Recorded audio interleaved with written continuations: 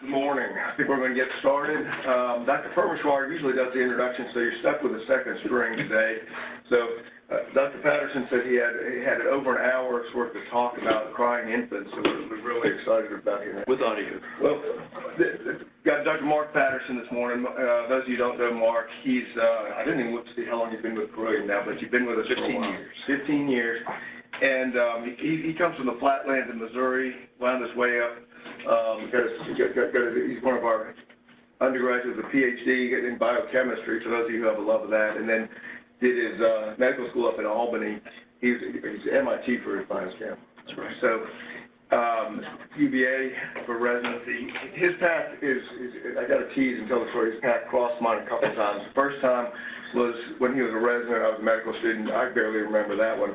The saving grace is Mark came down and interviewed with me when I was in solo practice in Whitfield, and thank goodness he didn't come join, because the two of us would probably be stuck down there rather than at this lovely institution. And but anyway, he's going to teach us the cures of colic, and I'm really excited because those who know Mark, one of his passions is narcolepsy. And so I'm thinking he's found some way to morph the over-somnolence of a narcoleptic individual into curing the infant with colic. So, good to hear, Mark. Thanks, Chris. Thanks everyone for being here. Like Chris said, I was going to try and talk a little about colic, and in the area of social distancing, it's going to be kind of a shorter talk, so everyone may have to sit next to each other too much, hopefully. And no disclosures. And colic, when I mentioned to one of my colleagues I was going to talk about colic, she asked kind of a semi-rhetorical question, so what is colic? And that's kind of the biggest thing to try and work on, is that there's never really been a good real definition of what colic is. And so all the studies I've done on all things, there's so much different variations on it. So most of it goes back to, most everyone agrees, is sort of paroxysm of inconsolable crying. And this in a baby who otherwise is pretty healthy. There's nothing abnormal to examine all. And the kids just have these, crying and screaming fits for no apparent reason. And it says they're inconsolable, so the families try and calm them down. It doesn't really do any good for them. I'll talk about this article by Wessel and his colleagues up in Yale from 1954. And that's kind of the one that kind of established kind of the criteria for what is colic. They're saying these things that's referred to as Wessel's rules of 3. And so you have 3 hours a day crying, 3 days a week for 3 weeks. That's kind of the standard that most people kind of, agree on. And well, it's obviously a soft definition because it's more based on, between the criteria or not, rather than some physical findings you can have. And because it's not a real clear-cut thing, there's a group of pediatric gastroenterologists over the years have met in Rome, when you can visit Rome, to discuss basically GI things, for pediatric GI things and set criteria for different things. And one of the ones they looked at is a thing called infantile colic. And the most recent one is the Rome 4 criteria that came out in 2016. What they did, it's kind of a modification of Wessel's rules of 3. And they said, that you didn't have to have the 3 hours a day because, as they point out, is 2 hours 50 minutes different than 3 hours 10 minutes as far as crying. So you didn't have to have the strict 3 hours. And they changed it to where you actually only had for 1 week rather than 3 weeks duration. And in order to make sure that, that it wasn't a retrospective analysis from the parent, they wanted the parents to keep actually a diary of how often they were having the crying spells. And so, the strict criteria now is this thing called Rome 4 criteria, although most people still refer to the Wessel's rules of 3 in establishing it. And because it's hard to know how prevalent it is throughout the world, and a lot of it is because of the difference in definition of what constitutes colic. It's estimated anything from 10 to 40% of infants have it at some point in time. The most studies, have the number down close to about 20% or so. But you still don't know exactly how often it is. And it is really a worldwide phenomenon. It's something that actually a lot of the literature now is out of India and the Middle East. So it's not just a Western culture thing. So it's actually, very much worldwide. Now, to get to a little bit too, it's something that usually has its onset about 2 weeks of age, 2 to 3 weeks of age, peaks around 6 weeks of age, and lasts about 2 or 3 months of age. Then it kind of dissipates at that point in time. So So, I'll get to that in a bit here. And here's an example. This is off of YouTube. Now, if this, baby otherwise is healthy and everything looks fine on him, this is an example of what, colic crying is like.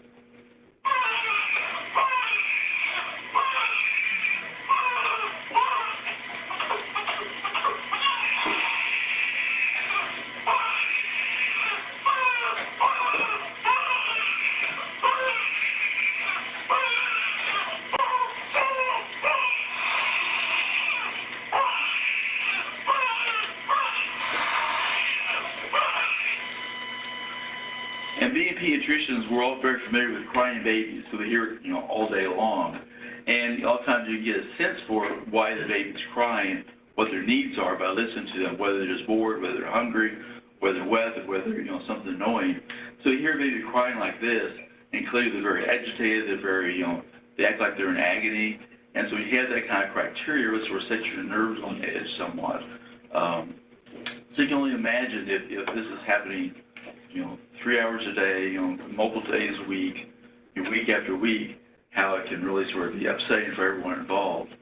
And as you can see, he didn't do a good example, or he or she didn't do a good example in drawing the legs up in addition to the crying. A lot of times they'll draw the legs up and act like the belly hurts as a result of that. And because of that, historically it's always been thought to be sort of a GI or colon type issue. Even back to the word derives from the same word as colon. And even back, a recent phenomenon, it's back even, in antiquity, the physician Galen, he recommended for these babies to get opium and helped out some, which, understandably kind of calms them down. They kind of discourage that nowadays, the opiate thing. But they did notice that he didn't know if it was because of its antispasmodic properties, because of pain relief, or something else. Even during the Middle Ages in Europe, the moms who were nursing, or the wet nurses, would kind of put a opium lotion on their breast to calm the babies down. So, made it sort of easier to feed the baby without having the problems. So again, historically, it's always been viewed as sort of a GI kind of complaint, because when the babies have this, they draw the legs up typically, they'll pass a lot of gas, and so everyone's assumed if you act like your belly hurts, then maybe the belly as far as the etiology for the discomfort. And so, the question is, why is colic a problem? Because, like I said, it's kind of a self-limited condition. It starts about 2 or 3 weeks of age, lasts about 2 or 3 months, and it goes away. And there's really no problems or sequelae to it itself. The biggest thing is that it really causes a big burden on the healthcare system, first off. In the last 2 weeks, I've had at least 3 families that have come in, complain about their child's, and they also don't say, my child's having paroxysm of crying, this sort of thing. So they'll say, that they're fussy, they don't eat well, they just have a hard time settling down the evening time. But it's something that we as, outpatient pediatricians see quite commonly. And like I said, it is a burden on the healthcare system and the families. The biggest concern medically is that the excessive crying is the main risk factor for shaken baby syndrome. And excessive crying at this age is usually due to colic, or what's referred to as colic. And so that's, medically the biggest issue, because as you heard in the example of the baby who's crying, you can only imagine if that goes on, day after day, week after week. It's hard for parents not to do something to try and hush the baby up. A big thing too is that it causes moms to quit breastfeeding a lot of times. A lot of times these babies are breastfed, and a lot of times when the mom gets the baby to latch on, they'll suck for a minute or two and then kind of break off and start crying and fussing and act like they're in a lot of discomfort. And it doesn't take long for the moms to say, well, this just isn't working, so I'm just going to go to formula. So a lot of times they will sort of then cease breastfeeding as a result of that. And as a parent, I don't know how you all are parents, but if you're a parent, if your child is crying or seems upset, obviously your role is to try and soothe them and make things better for them. And in these sort of situations, because the cry is inconsolable, the parents can't get them to do that. And so as a result, you view that as a sign of your own parenting skills, and sort of that then can cause, your ego can get damaged by it. You can have some distancing between, or interfere with the bonding between you and the child, because you view this child as sort of this problematic child, and it's at a critical point in the child's development and your development with or interaction with the child to develop a relationship.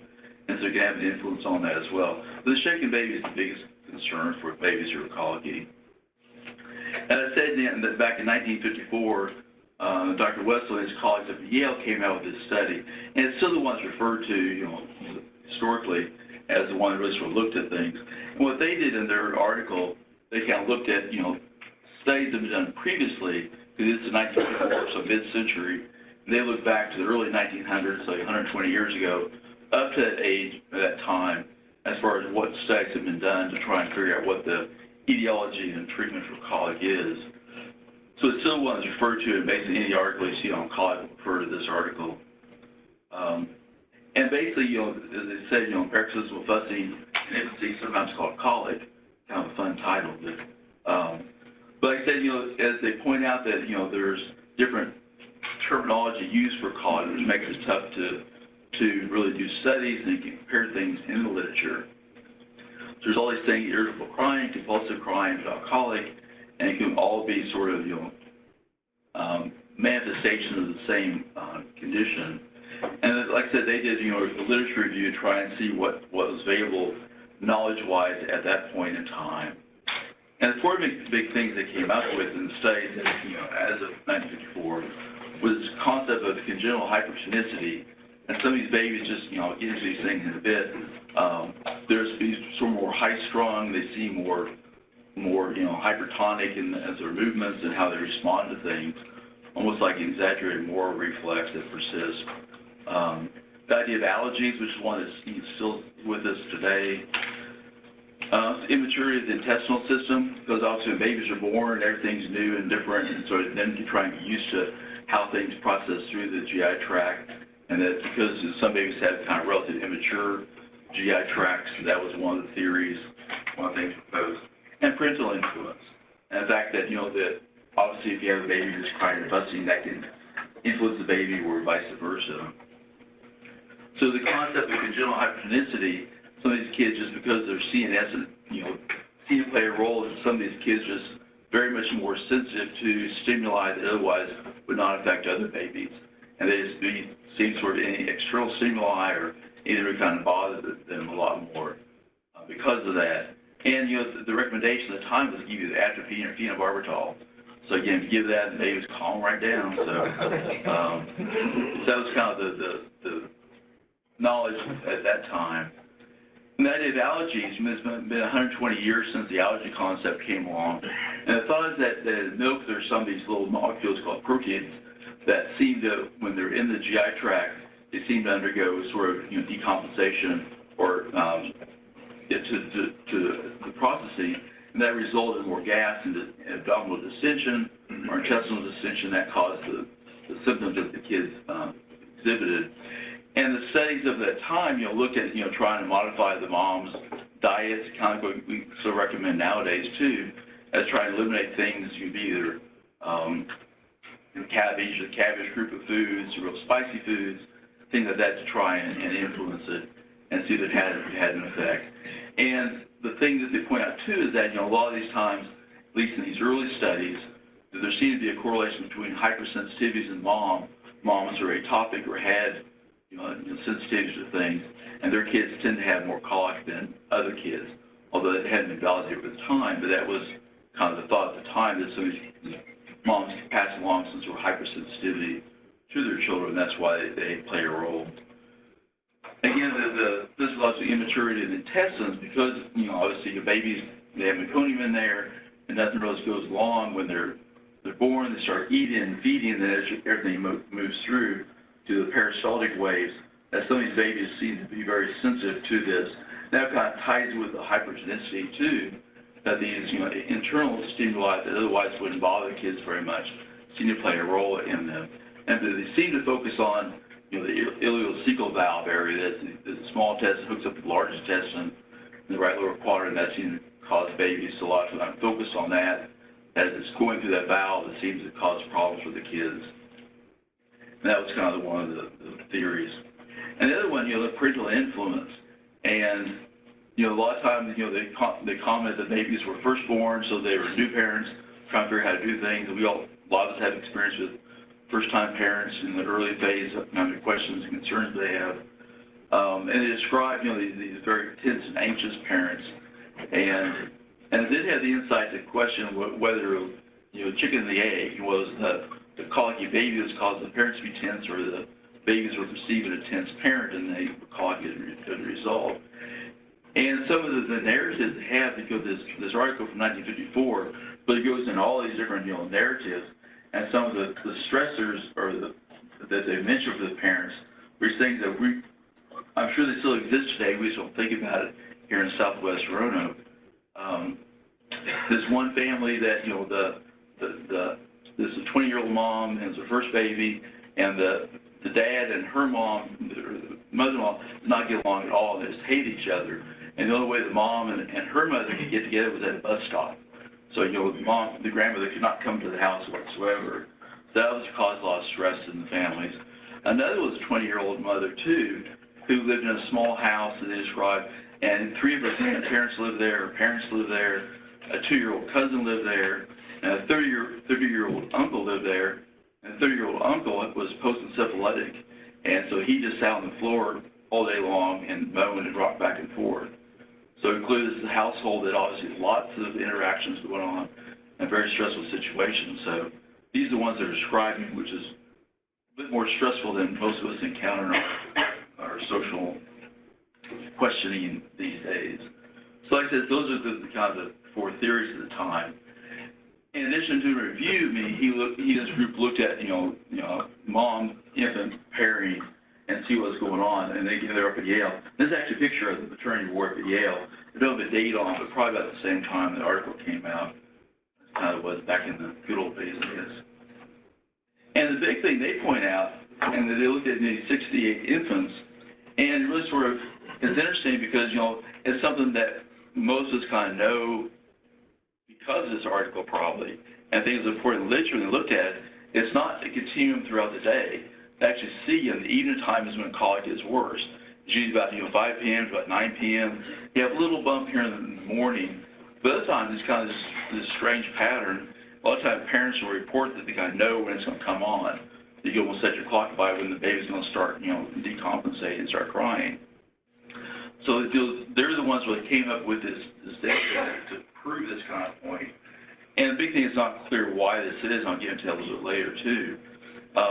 And they looked at the babies too, as far as this timing, this historical context we have is it starts 2 weeks and goes away to 2 months.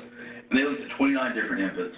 And the same thing, this is when they start fussing. Some start in the newborn period and started right in infancy. But the majority of them start about 2 weeks, some at 3 weeks. And as you can see, when you get to about 6 to 9 weeks of age, it's pretty much dissipated. Some will persist for a while. That's kind of where this concept of starting at 2 to 3 weeks and gone by 2 to 3 months comes from this data. So again, it's very sort of self-limited for the most part. So that's kind of the odd thing too. It's hard to figure out. And in this article, they have all this. The articles from the 50s and all that. They're very much more interesting than our current literature, where they have to have certain criteria. They have all these narratives in there. And it's one narrative on this one baby, who was just extremely fussy. This was from the nurse's note that was included. And it's one baby who was very, very fussy, and the nurse comments in her note that she's used to fussy babies. This is the worst she's ever seen. And so, comment like that. And the staff, both the staff, nurse staff, and the physician tried to calm this baby down using all the techniques available to them, as far as walking, feeding, burping, do everything they can, and it just didn't work. So they called the on-call doctor for the nursery, the Dr. Cobb, and he ordered 1 cc of spiritus fermenti and 30 cc of 5% glucose. And so you read this and what is spiritus fermenti? It turns out it's whiskey.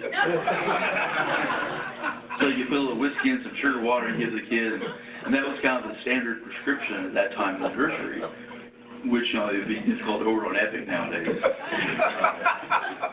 So they did that, and they gave it to the baby, and the baby calmed down for about 20 minutes and started fussing again. So, of course, what do you do then? Well, you give him another dose. And so after 2 doses, then he stopped crying, went to sleep, and slept for 3.5 hours. We get him drunk enough, and they'll calm right down. And reading the thing, too, it is really sort of terrifying, the era of back to sleep, where you put babies on their back to sleep. But this area, you put them on their stomach, And so this baby, they described that they got a hot water bottle, wrapped in a towel, put the baby face down in this hot water bottle, and tucked them all in, got them good and drunk first. And then, the babies slept soundly. But this era of back to sleep is terrifying to think that's what they did at Yale in the nursery. That's kind of the standard of care. So they resort to all kinds of things to try and get the babies to calm down and relax. And so then, in 1954, this is kind of what their recommendations was based on their own studies and things they come up with. They thought emotion helped out, that seemed to help out you to walk them around. They had this contraption, this mobile crib that kind of shook and moved around some. That seemed to help out some. Drugs, like I said, alcohol, phenobarbital, and histamines. Atropine, was mentioned for the hypertonic babies, and they made the comment that they would discourage atropine. They had an overdose or atropine poisoning in one patient. So because of that, they kind of were jaded on atropine use in the newborns. Change the diet. Again, they recommend changing both the mom's diet and the baby's diet. Like I said, at the time before breastfed, you were given milk, and the milk was just cow's milk that had carbohydrate added to it. So they try to do that to help out the babies, to help them out. So they recommend trying those sort of things to help to make a difference or not for the babies. As we all know, babies like to suck to calm themselves down. So use either pacifier, water, or sugar pacifier to try and help out when they're agitated. Again, like the hot water bottle to the baby, just the warmth and pressure on the abdomen can help out sometimes. And then monotonous noise reviews is kind of the white noise thing. And because what they've noticed is that, you mentioned this little moving cradle, that when the mechanism broke, the motor still made this noise. That seemed to work as well as having motions. So it had this kind of background noise. And they made the comment in the article, too, that one person had a little flashing light, and that seemed to help out to calm the babies down. So basically, they tried all these different techniques, and this was kind of the treatment recommendations for colicky babies at that time. And when I was reviewing this, the sad thing is that, when I started my training, this article was just about 30 years old. And so it was still kind of current. So it's kind of sad to think back that far that it's been that long. This is what I kind of, early in my training, this is kind of what we knew, and this is what I said, well, this is what you do for colicky babies. And so when this topic came up, as far as wanting to choose to do the colic on, because I'm not a GI or colicky person, anything like Chris mentioned, I'm more into the sleep and narcolepsy topics. And so I thought, well, this would be cool, because I can see if there's something different that's now available in the literature that I just haven't paid attention to and I've missed over these years, because it's been 60 years now, so certainly something new has come up. Six years later, sadly, the pathophysiology is still not understood. So you'd hope that over this length of time that someone has some better grasp on what's really going on in these babies, and that's not the case. Use of medications, obviously nowadays, opium, alcohol, and phenobarbital are kind of frowned on. There's really only about three different chemicals that are drugs that have been studied over the years to try and look at things, because I was surprised at that too, because you'd think there'd be more things to try. But I guess with, the trying to get things through the IRB in a timely fashion would be difficult to do before the baby is outgrew the colic. And the biggest one is one called simethicone, which is kind of the ingredient in these, gas drops that parents give their kids. And, the idea is that, the gaseous distension is one of the problems in babies who are colicky, and that's why they fuss like they do. What the simethicone does kind of helps either prevent the gas bubbles from forming or cause them to break down. And even though, they still have parents that day in, day out, use gas drops, the studies really don't support it at all. It's more of a placebo effect. The parents feel like they're intervening, they're doing something for the poor kids, and they're happy from that standpoint. But the studies really don't validate it all. It's a very safe medication, so if the parents feel like they're doing something, then there's no harm associated with it. The other ones are medications I had never heard of. The second one was dicyclomine, which is anticholinergic, and it's effective, but the problem is there are massive side effects. You have apnea and respiratory, failure and all kinds of problems that kids have on it. So it helps with the colic that they stop breathing, which is a problematic in itself. So as of now, it's not approved for kids under age 6 months in the U.S. So obviously you can't use it for colicky kids. This other one, Immaturity is how you say it. Same kind of thing, it seems to work fairly well, but because of the side effects, it's never been approved in the U.S. or Canada. This kind of in the international literature of things. So there's really not any medications that are approved. You know, we still resort sometimes to different things. There's really nothing that's really been approved here in the U.S. Like I said, these are only 3 things I found that studies were actually conducted on. And again, the idea of motion, like I said, is one thing that we sort of intuitively, and parents pick up the babies and rock back and forth and try and do things, or jig around, try and calm them down. And the studies that looked at really don't prove that it really does anything useful to them versus just kind of leave the baby there and try and best, you know, not to get upset yourself. You know, having said that, however, if you have $150 in your pocket that you want to use something on, Amazon's happy to sell you this product. And what it is, it's kind of a little thing that hooks to an infant chair, and you kind of strap the baby on, face down on this thing, and it heats and it vibrates and makes kind of heartbeats, that kind of sound, and kind of does that. So it's supposed to calm things down. So it's kind of like they did in the where they put them on a hot water bottle face down in the crib. So this is something that Amazon's happy to take your money for, but it's not shown to really do anything. And the big thing too, because people still focus on the gut as far as the cause of colic symptoms in babies. And as we all know, the gut when babies are born, it's sterile, and they get their first inoculum as they come either through the birth canal, through feeding, through nursing. They pick up bacteria from the mom typically, and that's sort of what populates the intestine of the babies.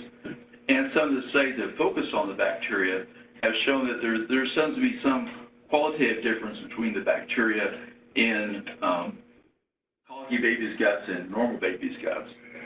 There seems to be some role that may play a role, but whether it's just sort of a red herring or not, it's hard to say because it's not something that's absolutely reproducible. And so, as we've learned over the years too, is that the bacteria in your gut plays a big role in everything that goes on in your body. It's not just something there that chomp up food you didn't digest and before you poop it out. So the focus really has been on the gut bacteria to see if that plays a role or not. And that's why probiotics are so popular with, either on, in formula, you can buy them everywhere, you can buy gummies, you can buy pills, you can buy all kind of products to help with the probiotics. And so the bacteria that seem to be most likely to be beneficial, single lactobacillus, and particularly this one called Lactobacillus reuteri DSM 17938 as a particular strain. Initial studies, that looked fairly promising, and that some of the smaller studies seem to give some relief to babies who are colicky, particularly breastfed babies. They didn't notice it quite as much in the formula-fed babies, but seemed to help out some. And so that was a very big, groundbreaking thing that came out at the time. But, the bigger studies haven't really validated it. So they see some marginal effect, but nothing really beneficial to where you say, yes, rush out and buy some probiotics to give your child and really help them out quite a bit. So right now, it doesn't seem really to be that beneficial to them as far as ease up the symptoms. So it's still kind of up in the air. It doesn't cause any harm, but it doesn't really give the solution that you want. And the one thing that came up that, I guess the one thing that, the nutritional modification, and it's a big thing too, is that, there's lots of formulas out there on the market, as you all know, and they're the ones that some proteins are hydrolyzed, and they give you the casein or whey hydrolysate milks.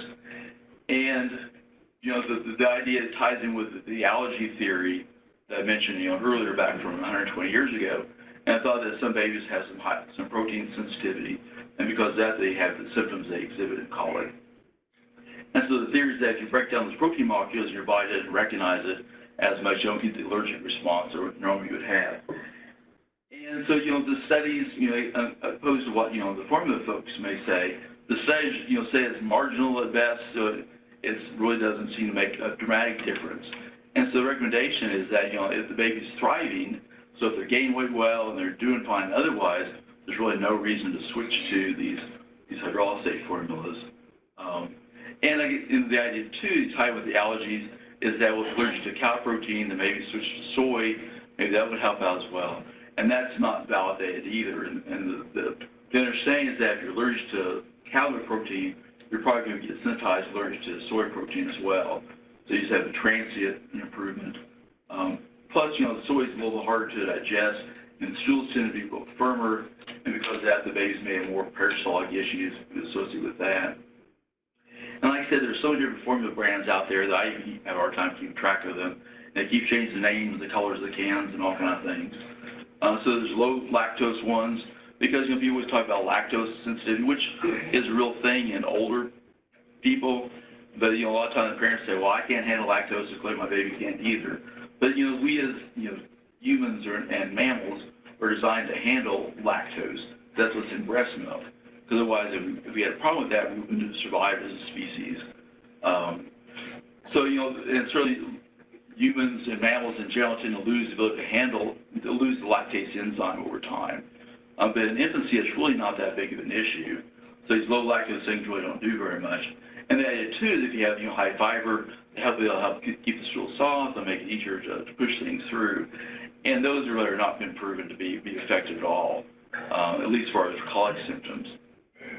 So a lot of times you have to do this formula shuffle where, luckily because colic is self-limited, you put them on one if they choose not to breastfeed, and you give that about a week, and then if they're so colicky, you switch to a different one, you try that for a week. By the time you rotate through 5 or 6 of them, the baby's better anyway. And so you take credit for it. So whatever they were last on, you say, well, clearly that's the answer. It's just more of a tincture of time or anything else, but rather than an actual modification of the formula that does things to it. And so I guess the one big thing that I learned out of all this is that, that the idea that everyone's focused on the gut since the time of Galen, and that whether it's a migraine variant in kids, because it's one of those things that there's a neurologist out at University of California, San Francisco, has been pushing this theory for about 10 years, and she works at a headache clinic. So obviously, if your hammer's if everything's a nail, you look like a hammer, or use a hammer for everything. So if you agree with headaches, you kind of think everything's headaches related. And what she did is that they looked at moms who came into the clinic at 2 to 4 months of age and did surveys, and the moms who had migraines, the migraines were not related to the fact that you have a colicky baby. It was kind of independent of that. And the moms who had migraines were about 2.5 times more likely to have a colicky baby. And then they also did a prospective study. We looked at these colicky babies and followed them until they're 18 years of age.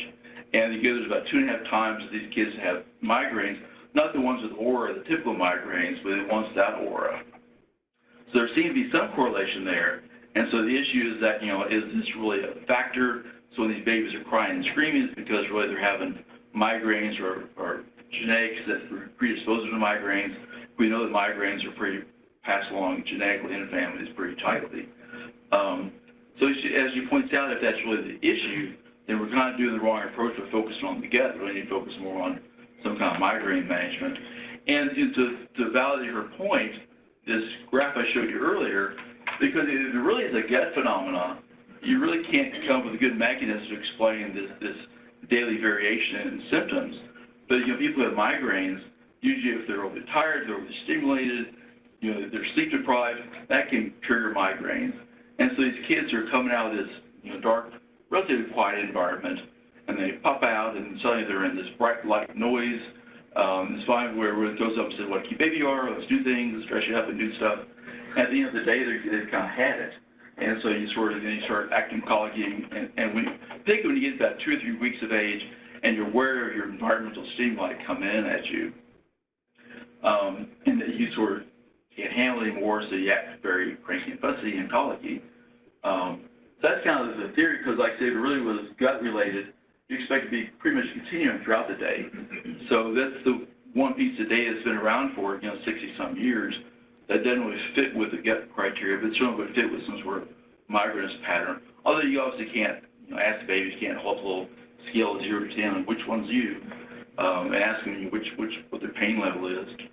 So it's hard to say, but that's kind of a new theory that's out there that's kind of interesting or intriguing to think about. So, as far as the current recommendations, they're a little bit different than 6 years ago. And the biggest thing, obviously, for any baby, all this is presuming that the baby's healthy otherwise. Obviously, the baby who has intussusception or volvulus or something else going on, that's a whole different issue. So babies otherwise are thriving or growing well or doing fine, you want to make sure there's not some sort of organic etiology for why they're having problems. And the biggest thing is parental support, because that's, the key for all this is, support the parents. Because as you point out, that since the crying causes shaken baby syndrome, and the parents feel bad about not being able to calm the baby down, they have to reassure the parents that crying is normal in babies, and this baby may be on the Gaussian distribution of crying. They may be out there at the extreme edge of things, so that if the baby's otherwise fine, then they're doing a good job, and just let it run its course. And again, some of the myths around colic, the idea that something they're doing because something mom's eating, something else is going on, and that they're responsible for it. Trying to expel those issues so they don't feel guilty about doing things. And even though the parents want some solution, because you want to be able to say, here, use this magic product and everything's fine, save the whiskey for yourself, don't give it to your baby, that there's really not anything out there that really seems to help the babies out that much. So regardless of what they see on social media or Facebook or what their cousin's neighbor thought, it doesn't really seem to explain very much. And often there's some strategies to make sure they can stay calm, they have the same routine, the same ritual throughout the days, because babies do, a lot of us do better on some sort of routine and try to help them out from that standpoint. And try to reduce external stimuli, because that's, one of the biggest things to do too. Like I said, really this variation where it's worse in the evening time, and that's kind of been my theory all along, is that, the baby's just kind of just overstimulated at the end of the day, and just needs something to be calm and quiet, so rather than trying to do distractions. Because in our office all the time, these babies are crying, the families are whipping out their phones, putting videos on, and trying to stimulate things and sing to them. And what you want to do is the exact opposite. You want to be dark, quiet, calm, and the babies usually respond to that better than trying to get overstimulated. So try and reduce that. Quiz time. So, for the MOC things, so question number 1 for the audience. Dysfunction in which organ system has been proposed to be responsible for colic symptoms? A, respiratory, B, cardiac, C, central nervous, D, renal, E, integumentary. So who votes for A, respiratory? Who votes for B, cardiac? Who votes for C, central nervous system? Who votes for D, renal? Who votes for E, integumentary? And the answer, central nervous system. Like I said, the GI, the alimentary system again may be responsible. The central nervous system, because of the migraines, because of the hypertensity, is playing a role.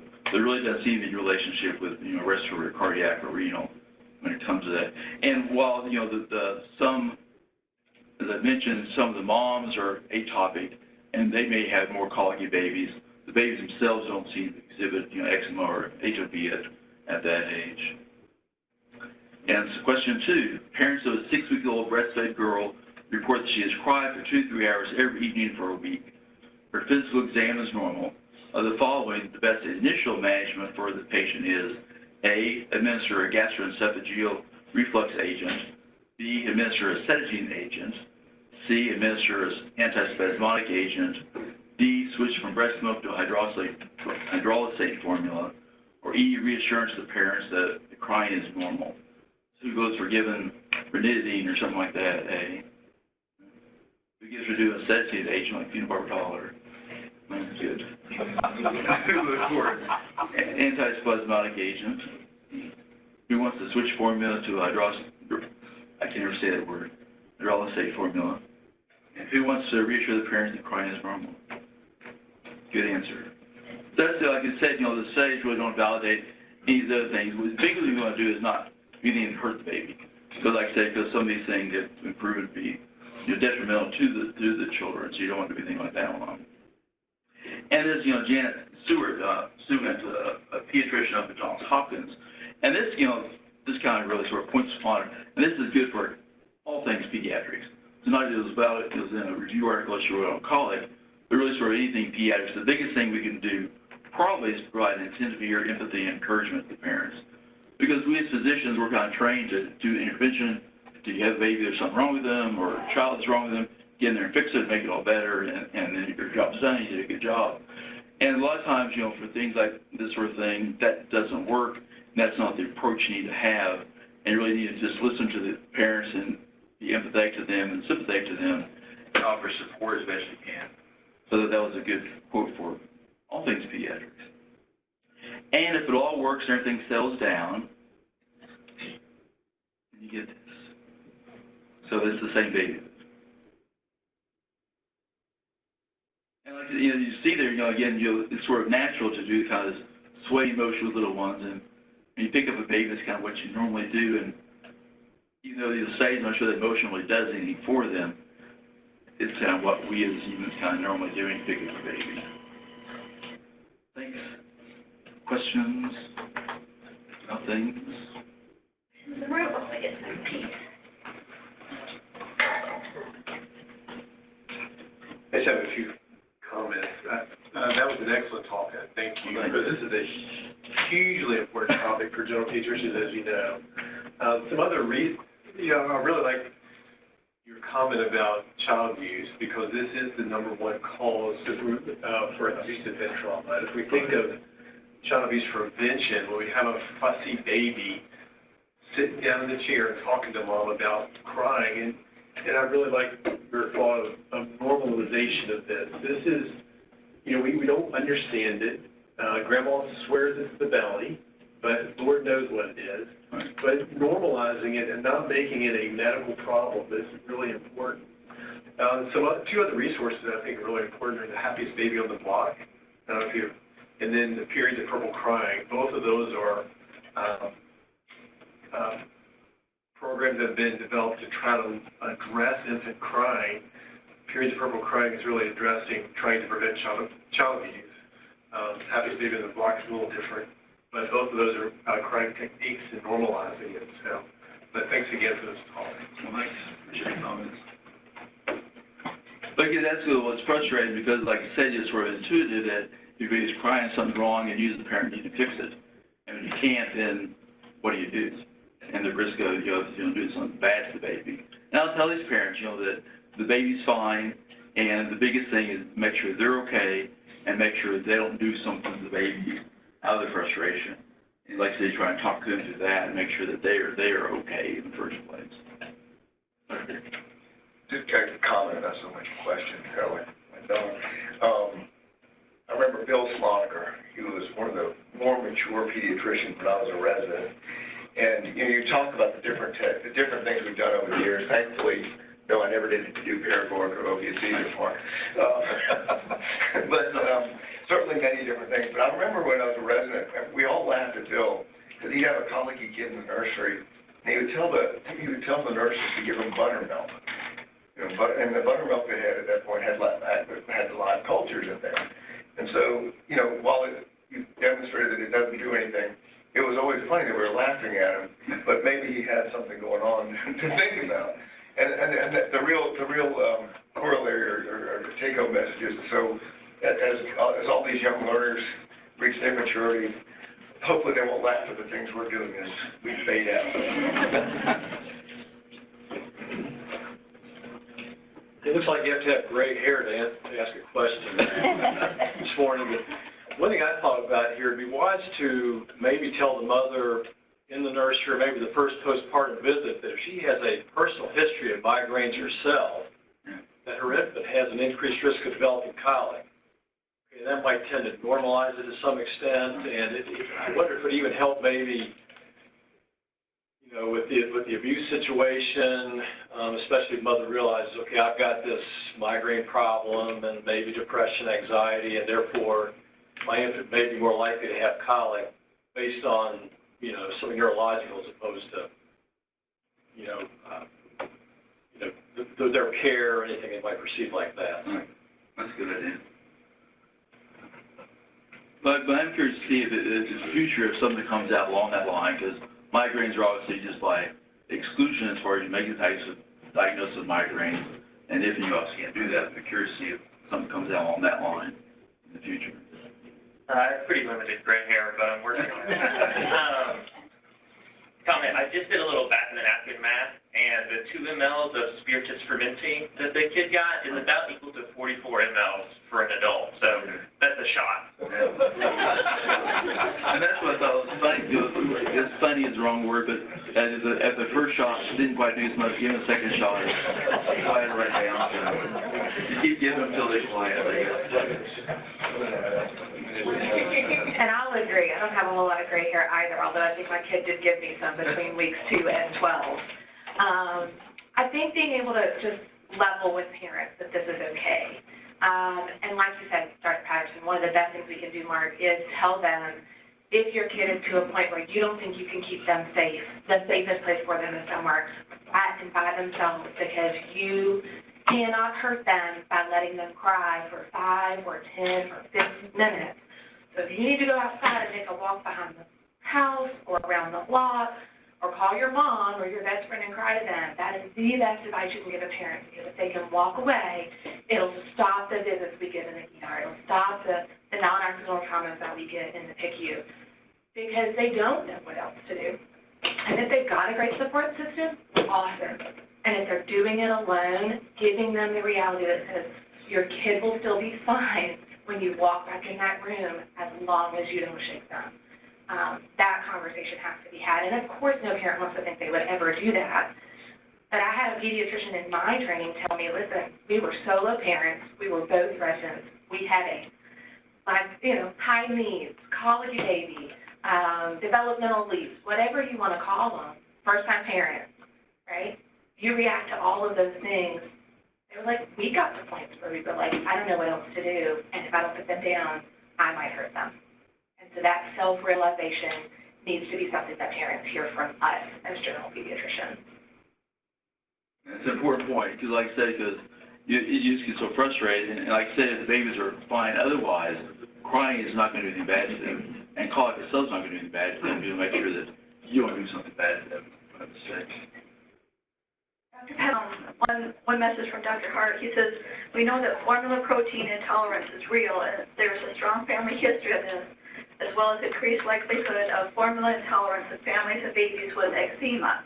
I certainly would look at the stools for calprotectin or lactoferrin, if not breastfed, to stratify those babies who will respond to protein hydrolysates with LGG.